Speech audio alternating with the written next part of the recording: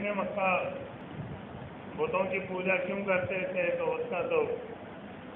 یہی ایک جواز ہے کہ وہ جو باپ دادا سے دیکھتے چلے آئے تھے وہی کر رہے تھے۔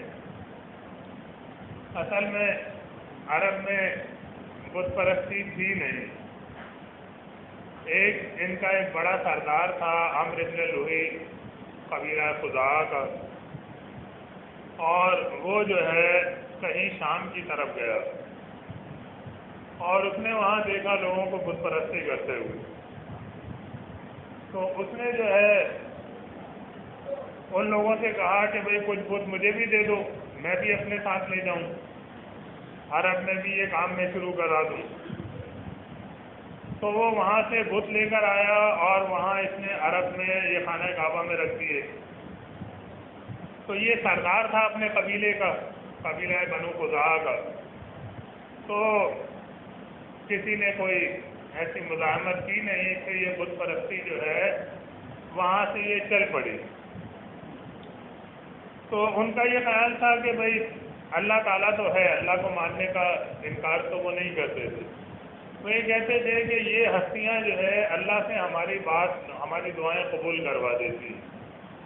ان کو ہم خوش کرتے ہیں تو یہ اللہ سے ہماری سفارش کرتے ہیں۔ تو قیامت کے دن اٹھنے سے تو انہیں انکار تھا، لیکن جو نیک ہستیاں ان کے خیال میں گزری تھیں ان کے متعلق ان کا یہ عقیدہ تھا کہ یہ ہماری دعائیں اور التجائیں اللہ تک پہنچانے اور ہمارے کام بنوانے کا ذریعہ۔ تو صحیح بخاری میں یہ آتا ہے کہ اللہ کے نبی صلی اللہ علیہ وسلم نے یہ فرمایا کہ میں نے عمرو بن لوہی الخزاعی کو دیکھا جہنم میں، اس کا پیٹ پھٹا ہوا تھا اور وہ اس کی آنتیں جو ہے وہ باہر گری ہوئی تھی اور ان کو وہ گھسیٹے گھسیٹے جہنم میں پھر رہا تھا۔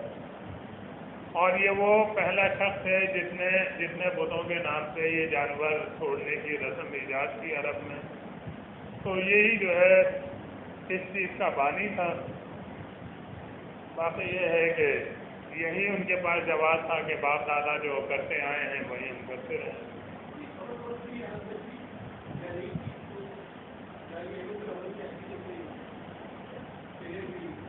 قبر پرستی جو ہے وہ اس کی جگہ پر بت پرستی تھی، وہاں پر ان ہستیوں کی صورتوں کے وہ مجسمے بنا کر ان کی پوجا پاٹ شروع کر دیتے تھے۔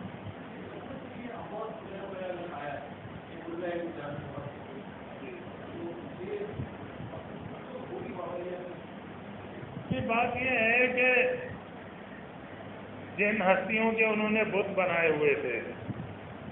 اور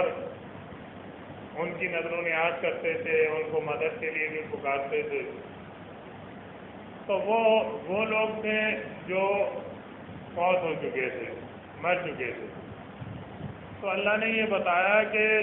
یہ اللہ کے علاوہ جن کی بندگی کر رہے ہیں تو انہوں نے کچھ بھی تخلیق نہیں کیا، بلکہ وہ خود مخلوق تھے، اللہ کے پیدا ہوئے تھے، اور اب مرنے کے بعد تو وہ مردہ ہیں، وہ زندہ نہیں ہیں، انہیں اپنا شعور نہیں ہے کہ کب دوبارہ اٹھایا جائے گا، ان کا شعور کیا ہوگا۔ تو یہ بتایا گیا کہ یہ مرنے کے بعد نہ تمہاری سنتے ہیں نہ تمہاری پکاروں کی انہیں کوئی خبر اور شعور ہے۔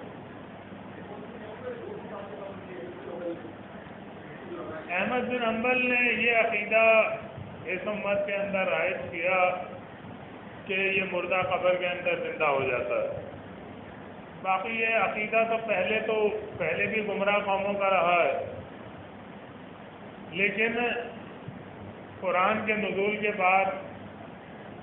امت مسلمہ کے اندر جو ہے وہ اس عقیدے کو رائج کرنے والا، باقی دوسری قوموں میں تو تھا جو مشرک لوگ تھے، وہ تو یہ سمجھتے تھے کہ بھئی ہمارے بابا ہمارے وہ حضرات زندہ ہیں اور وہ ہماری سنتے ہیں، مدد کرتے ہیں، لیکن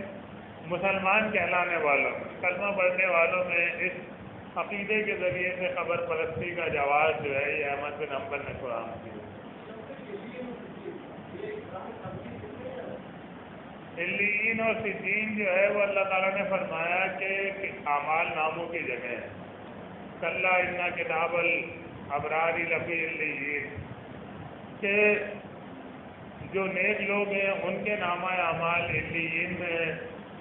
وما ادراک ما علیون، اور تمہیں کیا پتا کہ علیین کیا ہے، کتاب مرقوم، وہ ایک لکھا ہوا دفتر ہے۔ تو مطلب وہ ریکارڈ آفس ہیں کہ جہاں پر اعمال نامے لکھے ہوئے موجود ہوتے ہیں۔ اور دوسری جگہ فرمایا کہ کلا ان کتاب الفجار لفی سجین، کہ جو اللہ کے مجرم اور فاجر لوگ ہیں ان کے اعمال نامے جو ہے سجین میں ہے۔ تو اعمال ناموں کی یہ جگہ ہے، عذاب یا راحت کا مقام نہیں۔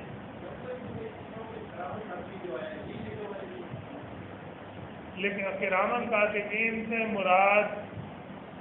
وہ فرشتے ہیں جو ہمارے اعمال لکھنے کے لیے اللہ نے مقرر کیے ہیں، جو انا علیکم لحافظین، بلا شبہ تمہارے اوپر محافظ مقرر ہیں، کرامن کاتبین جو کہ معزز لکھنے والے ہیں۔ تو وہ فرشتے جو ہمارے نیک اور گناہ کے کام لکھنے کے لیے اللہ کی طرف سے مقرر کیے گئے ہیں، ان کا ذکر۔ جی ہاں، وہ کرامن کاتبین جو ہے وہ تو ہمارے ساتھ موجود ہیں، ہم جو کوئی بات کہتے ہیں یا کرتے ہیں تو وہ لکھ لیتے ہیں۔ جی سلیمانی، اصل میں یہودیوں کا یہ خیال تھا کہ سلیمان علیہ السلام جو ہے وہ جادوگر تھے، کیونکہ ان کی سلطنت بڑی عظیم الشان تھی اور ہوا ان کے حکم سے چلا کرتی تھی، جن بھی ان کے تابع تھے۔ تو ان کا یہ کہنا تھا کہ یہ جو ہے نا جادو ٹونے کی بدولت یہ ان کی سلطنت قائم تھی۔ تو اللہ نے قرآن میں اس کی نفی کر دی کہ بھئی یہ ایسی بات ہرگز نہیں ہے، وما کفر سلیمان ولکن الشیاطین کفروا۔ سلیمان علیہ السلام نے کفر نہیں کیا بلکہ شیاطین نے کفر کیا تھا، یعلمون الناس السحر، جو لوگوں کو جادو سکھایا کرتے تھے۔ تو ہمارے ہاں جو ہے نا یہ جو خاص طور سے شیعہ طبقہ ہے، انہوں نے داستانوں کے ذریعے سے جو ہے شیعہ مذہب کو بھی فروغ دیا ہے، اور اس قسم کی جو بے بنیاد باتیں ہیں نا، جیسے یہ کوقاف جو ہے، یہ آپ کو داستان امیر حمزہ طلسم عشربا جیسی کہانیوں میں جو ہم بچپن میں بڑے شوق سے پڑھا کرتے تھے، ان میں جو ہے نا یہ آپ کو ملے گا، جہاں جنوں اور پریوں اور دیووں کی لڑائیوں کے قصے اور علی رضی اللہ عنہ کو شہزادہ اسد بنا کر پیش کیا جاتا ہے اس میں، اور حمزہ رضی اللہ عنہ کو امیر حمزہ، داستان امیر حمزہ بنائی ہوئی ہے۔ تو اسی میں ہی آپ کو یہ جو ہے نا سلیمانی ٹوپی، سلیمانی چادر، کہ جس کو پہن کر جو ہے وہ کوئی نظروں سے غائب ہو سکے، تو وہی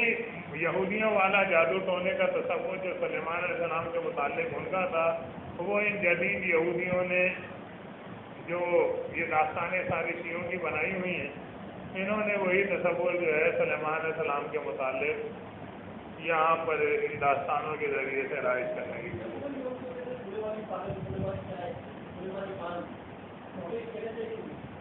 نہیں، یہ نہیں کہنا چاہیے، سلیمانی سے یہ تصور ہوتا ہے جس میں کوئی نہ کوئی چیز غائب ہو، سلیمانی پان جس میں چونا کرتا غائب ہو، تو وہ جو غائب ہونے کا تصور جو ہے وہ جادو ٹونے ہی سے جو ہے بنا۔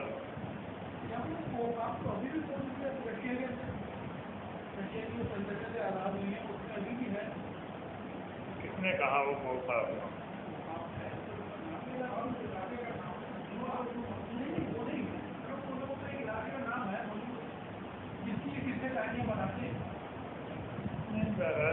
میرے علم میں نہیں ہے،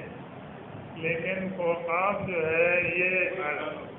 سورہ قاف میں جو قاف ہے یہ کوئی پہاڑ نہیں ہے۔